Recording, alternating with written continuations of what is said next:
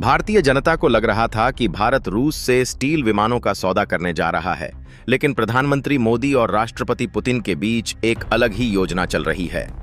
भारत रूस से उस हवाई महायोद्धा को खरीदने की योजना बना रहा है, जिसके सामने राफेल, F-30 या J-20 जैसे विमान भी बच्चे लगते हैं। पुतिन का वह दाहिना हाथ कहलाने वाला लड़ाकू जेट भारतीय धरती पर उतरेगा, जो दिल्ली में बैठे बैठे बीजिंग और इस्लामाबाद के साथ साथ यूरोप तक के दुश्मनों के होश उड़ा देगा। भारत रूस का उड़ता हुआ किला हासिल कर रहा है, जिससे अमेरिका और नाटो देशों की नींद हराम हो गई है। यह वह हथियार है जो युद्ध के नियमों को हमेशा के लिए बदल देगा और भारत को एक ऐसी सैन्य महाशक्ति बना देगा जिसकी कल्पना आज तक किसी ने नहीं की थी। तो आखिर कौन सा है यह महाविनाशक हथियार जो 5वीं पीढ़ी के जेट की छुट्टी करने आ रहा है, और कैसे यह भारत को दुनिया का नया सिकंदर बनाने वाला है? हम आपको बताएंगे इस धमाकेदार खबर की पूरी कहानी। तो बने रहिएगा और इस संबंध में आपके जो भी विचार हों टिप्पणी में लिखकर जरूर बताइएगा। यह कहानी है उस सफेद हंस की जो जब आसमान में अपने पंख फैलाता है तो दुश्मनों के दिल दहल जाते हैं। एक ऐसा शिकारी जिसे रूस ने अपनी सबसे बड़ी ताकत के तौर पर दुनिया से छिपा कर रखा था।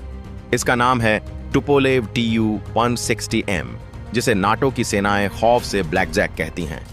यह कोई लड़ाकू विमान नहीं, बल्कि एक सामरिक बॉम्बर है, एक ऐसा महाबली जो हजारों किलोमीटर दूर जाकर दुश्मन के इलाके में परमाणु और पारंपरिक बमों की बारिश कर सकता है।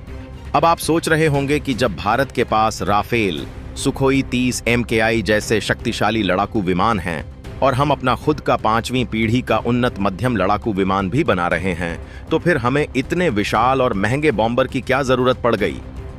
इस सवाल का जवाब हाल के कुछ सालों में बदले वैश्विक समीकरणों और एक गोपनीय सैन्य अभियान के कड़वे सच में छिपा है। 4 जुलाई 2025 को भारतीय सेना के उप प्रमुख ने एक बयान में ऑपरेशन सिंदूर का जिक्र किया था। यह वह ऑपरेशन था जिसकी ज्यादा जानकारी सार्वजनिक नहीं है, लेकिन इसने भारत के सैन्य विचारकों को यह साफ साफ बता दिया कि भविष्य की लड़ाई सिर्फ सीमाओं पर नहीं, बल्कि दुश्मन के दिल में घुसकर लड़ी जाएगी। इस ऑपरेशन के दौरान भारतीय वायुसेना ने अपनी काबिलियत का लोहा तो मनवाया, लेकिन एक कमी जो बुरी तरह खली वह थी एक लंबी दूरी के सामरिक बॉम्बर की। एक ऐसा विमान जो बिना किसी हवाई ईंधन भरने के दुश्मन के देश के कोने कोने तक पहुंच सके और भारी मात्रा में बम गिराकर उसकी कमर तोड़ सके। राफेल और सुखोई बेहतरीन लड़ाकू जेट हैं, लेकिन उनकी एक सीमा है। वे दुश्मन के इलाके में बहुत अंदर तक जाकर लंबे समय तक काम नहीं कर सकते। उनकी पेलोड क्षमता भी एक बॉम्बर के मुकाबले कुछ भी नहीं है। दुनिया की बड़ी ताकतें यह बात जानती हैं। अमेरिका के पास B-2 स्पिरिट और B-52 बॉम्बर्स हैं। रूस के पास यही Tu-160M और Tu-95 हैं, और यहां तक कि चीन ने भी अपना H-6 बॉम्बर बना लिया है। ऐसे में अगर भारत को अगली पीढ़ी की जंग के लिए तैयार रहना है तो उसे भी इस बॉम्बर्स क्लब में शामिल होना ही होगा। भारत अब सिर्फ अपनी सीमाओं की रक्षा करने वाली शक्ति नहीं बना रहना चाहता, बल्कि एक ऐसी शक्ति बनना चाहता है जो जरूरत पड़ने पर दुनिया के किसी भी कोने में अपने हितों की रक्षा कर सके। इसीलिए उन्नत मध्यम लड़ाकू विमान परियोजना अपनी जगह चल रही है, लेकिन उसके साथ साथ इस महाबली सफेद हंस को हासिल करने की पटकथा भी लिखी जा रही है। यह भारत के लिए सिर्फ एक हथियार की खरीद नहीं, बल्कि अपनी सैन्य सोच में एक क्रांतिकारी बदलाव का प्रतीक है। तो चलिए अब इस सफेद हंस की उन ताकतों की गहराई में उतरते हैं जो इसे दुनिया का सबसे खतरनाक हवाई शिकारी बनाती है। सबसे पहले बात करते हैं इसकी रेंज की, यानी इसकी पहुंच की। Tu-160M की युद्धक रेंज 12,000 किलोमीटर है। अब इस आंकड़े को जरा आसान भाषा में समझिए।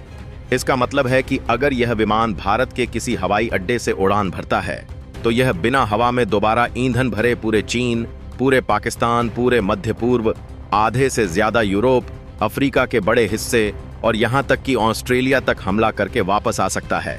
यह वह ताकत है जो दुश्मन को यह सोचने पर मजबूर कर देगी कि वह भारत से कहीं भी छिपा नहीं है। भारत की पहुंच अब सिर्फ पड़ोसी देशों तक सीमित नहीं रहेगी, बल्कि अंतर्महाद्वीपीय हो जाएगी। अब आते हैं इसकी सबसे बड़ी और सबसे दहला देने वाली खासियत पर, इसकी पेलोड क्षमता। Tu-160M अपने अंदर 400 किलोग्राम यानी 40 टन विस्फोटक और मिसाइलें ले जा सकता है। आपको अंदाजा देने के लिए बता दें कि हमारे सबसे आधुनिक राफेल लड़ाकू जेट का खुद का वजन बिना किसी हथियार के करीब 10 टन है और अमेरिका के F-33 का वजन करीब 13 टन। यानी यह अकेला दैत्य राफेल और F-35 के कुल वजन से भी ज्यादा बम और मिसाइलें लेकर उड़ सकता है। सोचकर देखिए, एक ही उड़ान में 40 टन बमों की बारिश का मतलब क्या है। इसका मतलब है दुश्मन के पूरे शहर, उसके बड़े बड़े सैन्य ठिकाने, उसके परमाणु संयंत्र और उसके बंकरों को एक ही झटके में मिट्टी में मिला देने की क्षमता। यह किसी लड़ाकू जेट का काम नहीं, यह एक उड़ती हुई विनाश प्रणाली यानी उड़ती हुई तबाही का काम है। और यह तबाही सिर्फ पारंपरिक बमों तक सीमित नहीं है। Tu-160M परमाणु हथियार ले जाने में भी पूरी तरह सक्षम है। यह भारत के परमाणु त्रय यानी जमीन, हवा और पानी से परमाणु हमला करने की क्षमता को एक नई और अकल्पनीय ऊंचाई पर ले जाएगा। अब तक भारत हवाई परमाणु हमले के लिए अपने लड़ाकू जेट पर निर्भर था, लेकिन Tu-160M के आने के बाद भारत के पास एक समर्पित हवाई परमाणु प्रतिरोध होगा, जो दुश्मन के मन में ऐसा खौफ पैदा करेगा कि वह भारत की तरफ आंख उठाकर देखने से पहले 1000 बार सोचेगा। और यह सब कुछ होता है अत्यधिक तेज गति से। यह महाबली 2220 किलोमीटर प्रति घंटे यानी आवाज की गति से दोगुनी से भी ज्यादा तेजी से उड़ सकता है। यह दुनिया का सबसे भारी और सबसे तेज बॉम्बर है। मतलब दुश्मन को पता चलने से पहले ही यह उसके आसमान में होगा, और जब तक दुश्मन के लड़ाकू जेट इसे रोकने के लिए उड़ान भरेंगे, तब तक यह अपना काम करके उसकी रेंज से बाहर निकल चुका होगा। यह है गति, रेंज और शक्ति का वह घातक संयोजन जो Tu-160M को एक अजेय महाबली बनाता है। अगर आपको लगता है कि Tu-160M की ताकत सिर्फ यहीं तक सीमित है, तो आप गलत हैं। इस कहानी का असली रोमांच और भारत का असली ब्रह्मास्त्र तो अब सामने आएगा। भारत सिर्फ रूस से यह विमान खरीदने की योजना नहीं बना रहा है। भारत की योजना है इस रूसी दैत्य के शरीर में एक भारतीय आत्मा डालने की, और वह आत्मा है ब्रह्मोस मिसाइल। जी हां, आपने सही सुना। दुनिया की सबसे तेज, अत्यधिक तेज क्रूज मिसाइल ब्रह्मोस को Tu-160M पर तैनात करने की योजना पर काम चल रहा है। अब जरा इस संयोजन की भयावहता की कल्पना कीजिए। एक तरफ Tu-160M बॉम्बर जो 12,000 किलोमीटर दूर तक जा सकता है, और दूसरी तरफ ब्रह्मोस मिसाइल जो अपने लक्ष्य को आवाज से 3 गुना ज्यादा गति से भेद सकती है। इसका मतलब यह हुआ कि भारतीय वायुसेना का Tu-160M दुश्मन देश की सीमा से हजारों किलोमीटर दूर सुरक्षित अंतर्राष्ट्रीय हवाई क्षेत्र में उड़ते हुए ही ब्रह्मोस मिसाइलों को लॉन्च कर सकता है।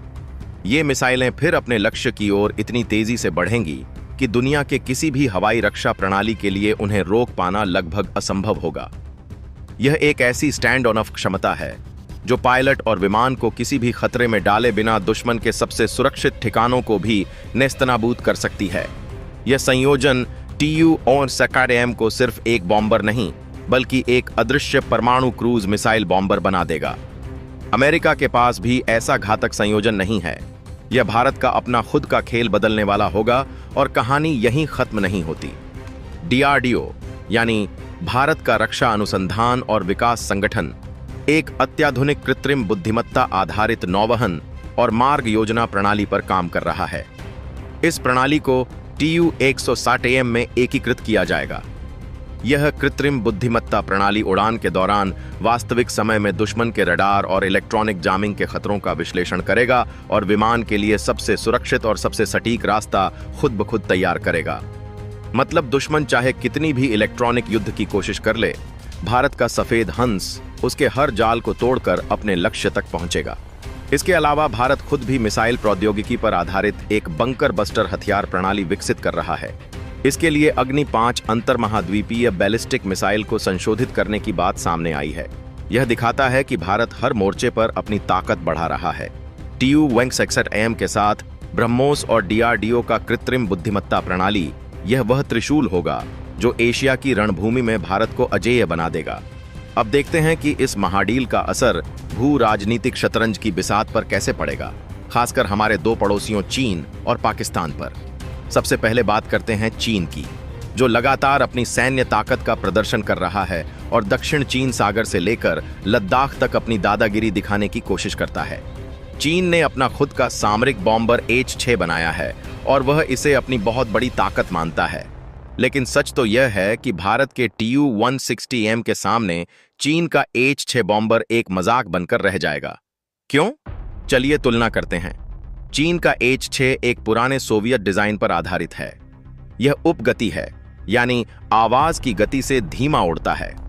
इसकी रेंज और पेलोड क्षमता Tu-160M के मुकाबले आधी से भी कम है। जहां Tu-160M एक अंतर्महाद्वीपीय शिकारी है, वहीं H-6 महज एक क्षेत्रीय खिलाड़ी है। Tu-160M के भारतीय वायुसेना में शामिल होते ही चीन का तथाकथित बॉम्बर लाभ एक ही झटके में खत्म हो जाएगा। भारत को बीजिंग पर एक ऐसी रणनीतिक बढ़त हासिल होगी जिसकी भरपाई चीन अगले कई सालों तक नहीं कर पाएगा। हिंद महासागर से लेकर प्रशांत तक भारत की मारक क्षमता चीन के लिए एक स्थायी सिरदर्द बन जाएगी। अब आते हैं पाकिस्तान पर। पाकिस्तान के लिए तो Tu-160M की खबर किसी बुरे सपने से कम नहीं है। पाकिस्तान हमेशा अपनी सामरिक गहराई यानी अपनी भौगोलिक गहराई का फायदा उठाने की बात करता है, लेकिन 12,000 किलोमीटर की रेंज वाले बॉम्बर के सामने कोई गहराई काम नहीं आती।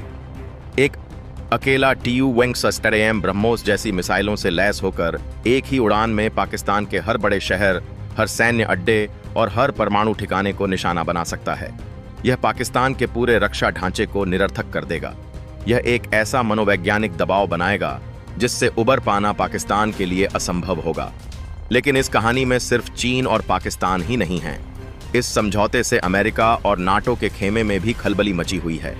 वे देख रहे हैं कि भारत अब सिर्फ पश्चिमी देशों से हथियार खरीदने वाला देश नहीं रहा, बल्कि रूस के साथ मिलकर ऐसी रणनीतिक साझेदारियां कर रहा है जो दुनिया के शक्ति संतुलन को बदल सकती हैं। कुछ रिपोर्टों में तो यहां तक दावा किया जा रहा है कि भारत सिर्फ इन बॉम्बर्स को खरीदने नहीं वाला, बल्कि रूस के साथ संयुक्त उत्पादन और प्रौद्योगिकी हस्तांतरण पर भी बात कर रहा है। अगर हिंदुस्तान एयरोनॉटिक्स लिमिटेड के इंजीनियरों को रूस के कजान संयंत्र में Tu-160M के उत्पादन में शामिल होने का मौका मिलता है, तो यह भारत के लिए एक बहुत बड़ी तकनीकी छलांग होगी। यह भारत को आत्मनिर्भर बनाने के साथ साथ दुनिया के सामने एक सामरिक हवाई शक्ति के रूप में स्थापित कर देगा। बेशक यह रास्ता चुनौतियों से भरा है। हर बड़ी कामयाबी की एक बड़ी कीमत होती है। इस महाडील के सामने भी कुछ बड़ी बाधाएं हैं। सबसे पहली और सबसे बड़ी चुनौती है रूस की अपनी उत्पादन क्षमता। यूक्रेन के साथ चल रहे लंबे युद्ध ने रूस के रक्षा उद्योग पर भारी दबाव डाला है। उसके कई संसाधन और कारखाने दिन रात युद्ध की जरूरतों को पूरा करने में लगे हैं। कुछ हफ्ते पहले यूक्रेन ने रूस के एक हवाई अड्डे पर हमला करके कई बॉम्बर विमानों को नुकसान पहुंचाया था, जिससे रूस के उत्पादन पर असर पड़ा है। इन वजहों से Tu-160M के नए विमानों के उत्पादन में देरी हो रही है, जिसका सीधा असर भारत को होने वाली डिलीवरी पर पड़ सकता है। दूसरी बड़ी चुनौती है इसकी कीमत। एक अकेले Tu-160M बॉम्बर की कीमत 500 मिलियन अमेरिकी डॉलर यानी लगभग 4,275 करोड़ रुपए है। यह एक बहुत बड़ी रकम है। इसके अलावा इतने विशाल और जटिल विमान का रखरखाव और परिचालन खर्च भी किसी सामान्य लड़ाकू जेट से कई गुना ज्यादा होता है। भारत को इसके लिए एक बड़ा बजट और विशेष बुनियादी ढांचा तैयार करना होगा।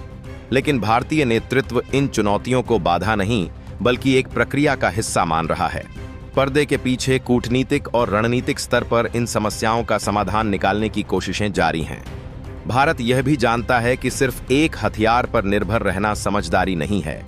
इसीलिए जहां एक तरफ Tu-160M की बात चल रही है, वहीं दूसरी तरफ भारत का अपना उन्नत मध्यम लड़ाकू विमान, 5वीं पीढ़ी का लड़ाकू जेट कार्यक्रम भी पूरी गति से आगे बढ़ रहा है। हाल ही में सरकार ने इसके प्रोटोटाइप डिजाइन के लिए 15,000 करोड़ रुपए का शुरुआती फंड भी जारी कर दिया है। यह दिखाता है कि भारत भविष्य की जरूरतों के लिए एक बहुस्तरीय रणनीति पर काम कर रहा है। लड़ाकू जेट अपनी जगह सामरिक भूमिका निभाएंगे और सामरिक बॉम्बर्स रणनीतिक भूमिका। यह एक ऐसा संतुलन है जो भारतीय वायुसेना को अभेद्य बना देगा। यह समझौता भारत की दृढ़ इच्छा शक्ति और दूरदर्शिता का प्रमाण है।